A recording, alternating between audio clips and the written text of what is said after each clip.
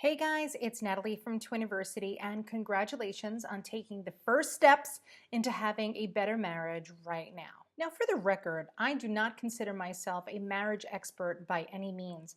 I'm just somebody who kind of has been there and done that.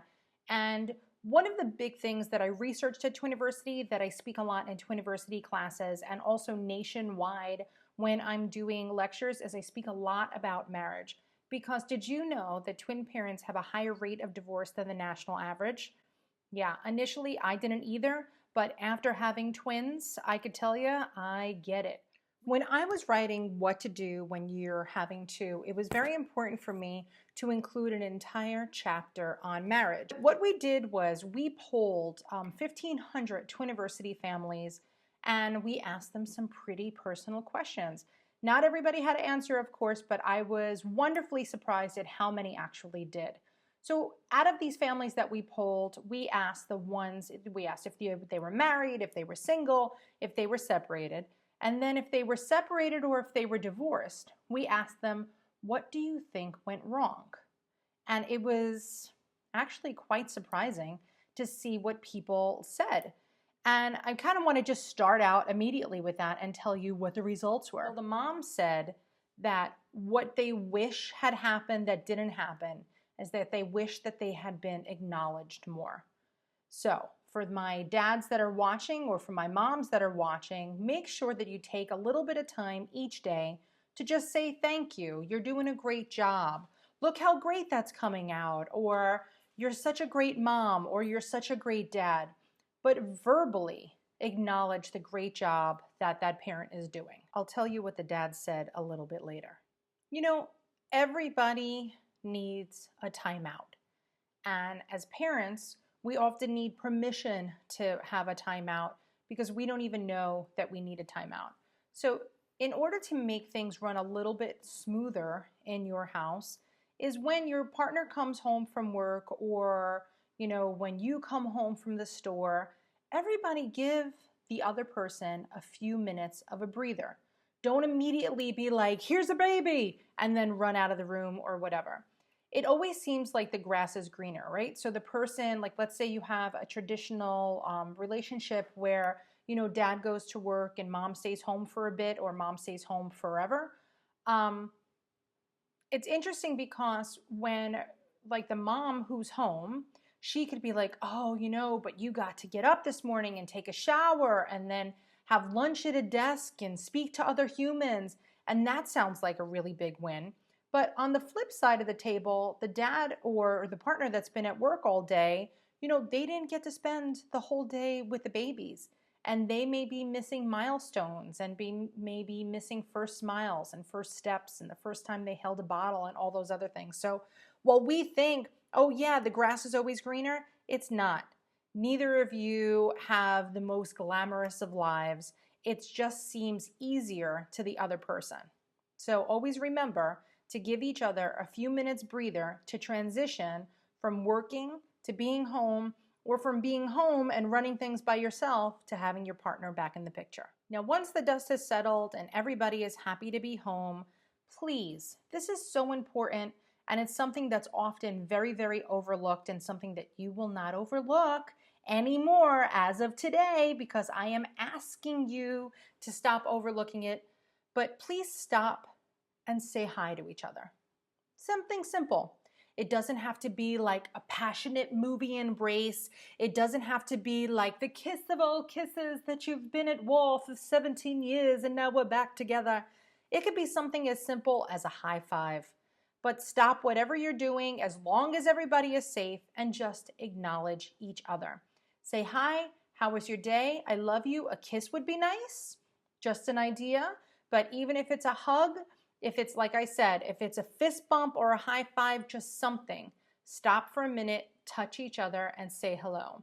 If you could swing an extra 7 seconds in your life to have a little bit longer of a smooch, a little bit longer of a kiss, or even just stopping and looking into each other's eyes, I promise you, your day is going to be better after that. My next tip is to please be thoughtful. What is the other person like? Does the other person like black and white cookies?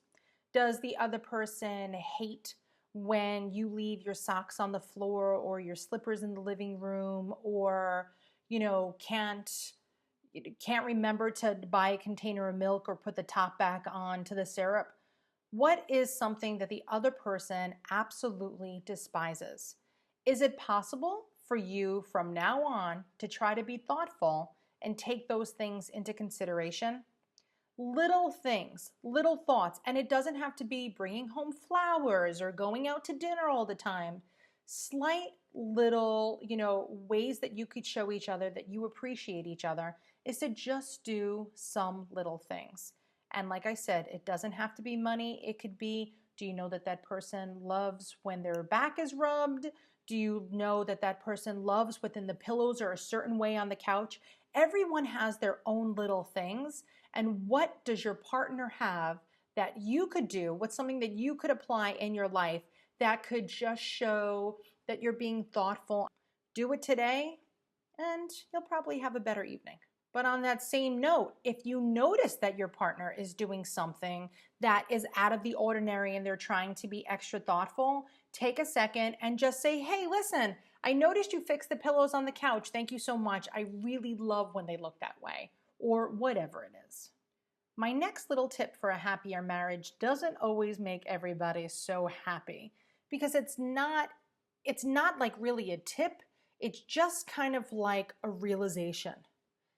If you are married to somebody or are in a relationship with somebody and you don't love everything about them, don't expect that they are going to change. Not saying that they can't change for the better, like if there's some severe issue that things can't be fixed.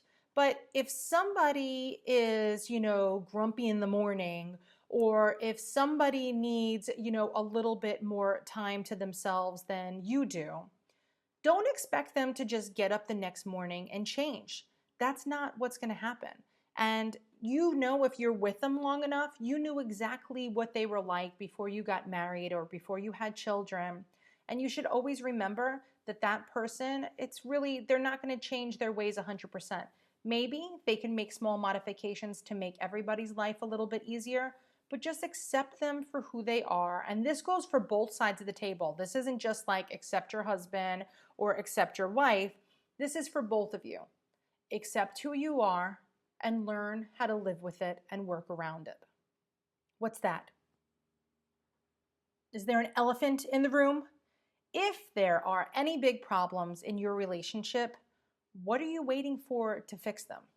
Is your love life not what you'd like it to be? Is the romance not what you'd like it to be? Are you not getting enough time to yourself? Is he not getting enough time to himself?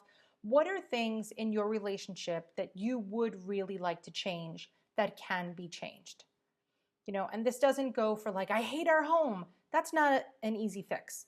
Moving someplace or hating your car or whatever, that's not an easy fix. But what are some things that you could do and discuss as a family that can make changes so that you could have a better life today? If there are any elephants in the room, get rid of them, because honestly, we got enough problems. We got to raise some twinnies and maybe even some other kids. This is not the time to have bonus issues.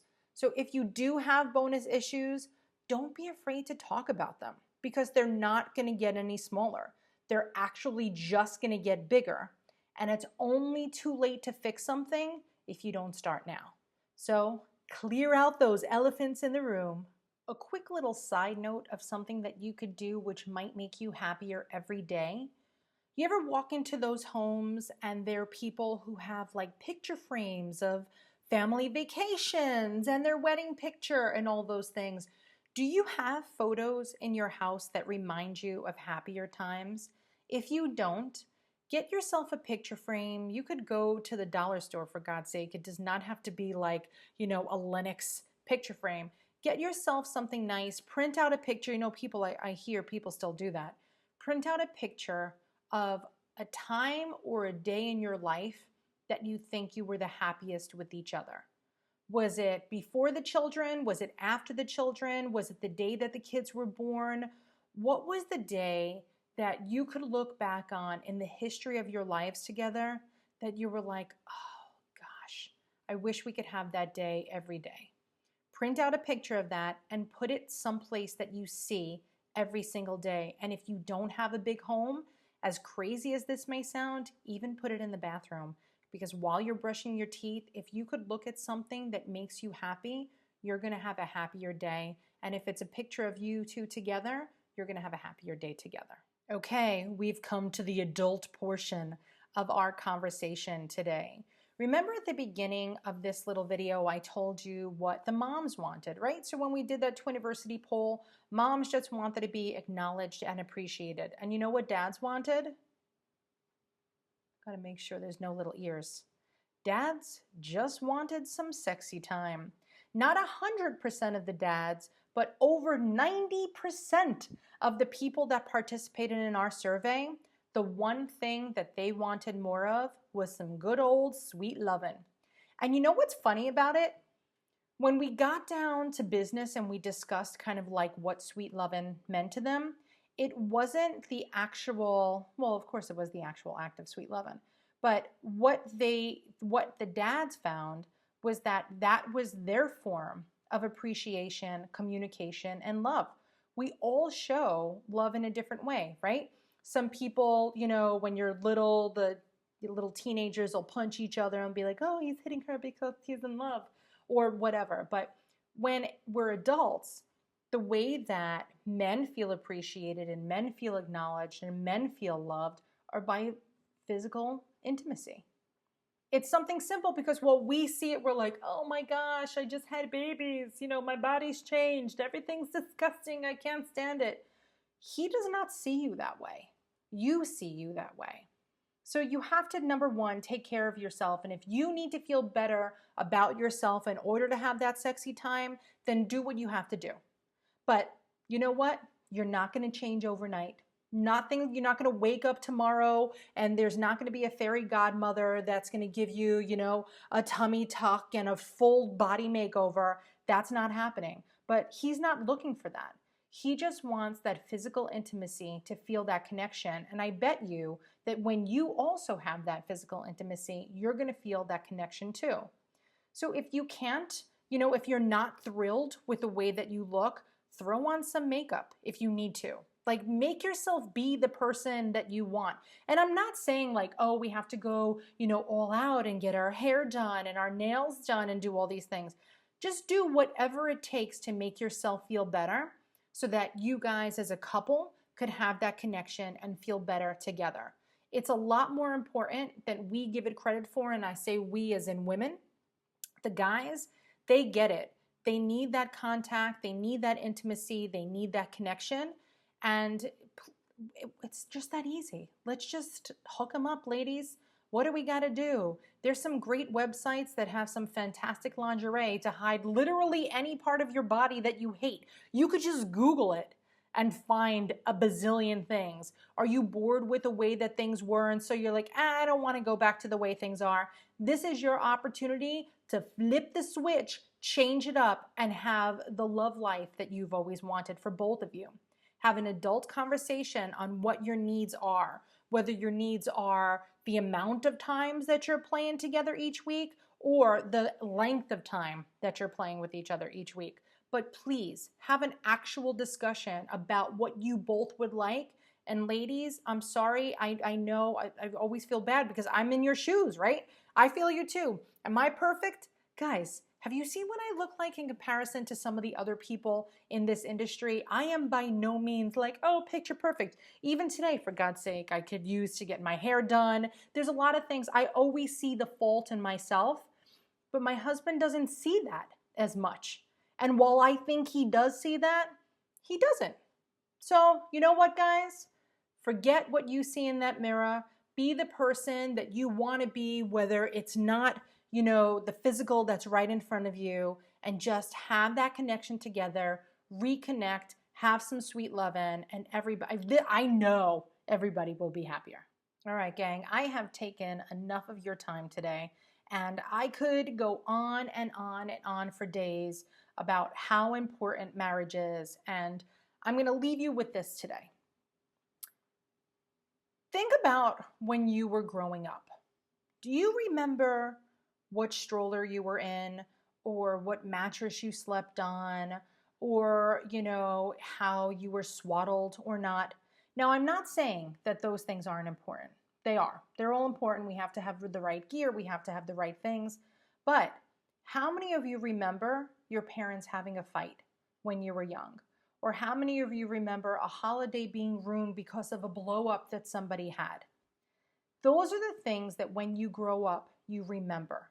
We don't remember the little things that we think are important right now as they're little. Like, does anybody remember the preschool that they went to? Okay, wait, maybe a few of you do.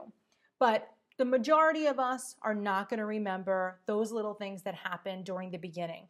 But the things that stay imprinted into our little brains are the big, monstrous moments.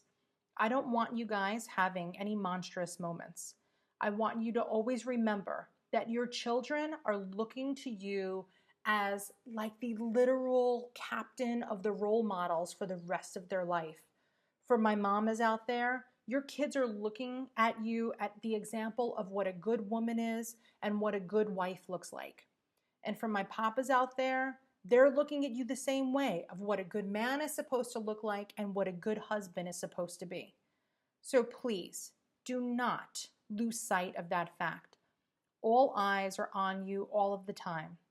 And your job as a parent, you have one job. One job. Your job as a parent is to raise good humans. They do not have to speak Mandarin by the time that they are 5. They do not have to take, infant Pilates classes to have the best core. As long as they are good people, you will have succeeded as a parent. So stop today, take a moment, acknowledge each other, say thank you for giving these 20s to me, and say thank you for having these 20s, or whatever it is. Get the elephants out of the room, stop and kiss each other, try not to blame each other too much, have open and honest discussions, and ultimately stay in love and show your babies exactly what it means to be in love, and show them the relationship that you want them to have, right? Because we always want better for our kids than we want for ourselves. So if you're having a moment and you're like, you're getting at each other, stop and say, am I the person that I want my child to marry? Like, would you want your kids to marry somebody that's bickering or name calling or being super, super sassy? Stop and think, and then be the person that you want to be. All right, guys, I wish you the best of luck. I wish you the happiest of marriages. And of course, for more great tips, visit us over at Twiniversity. And I got tons. And don't forget to pick up a copy of What to Do When You're Having to if you are expecting. I strongly recommend it. The author's a very nice girl. See you later, alligators. Thanks for watching.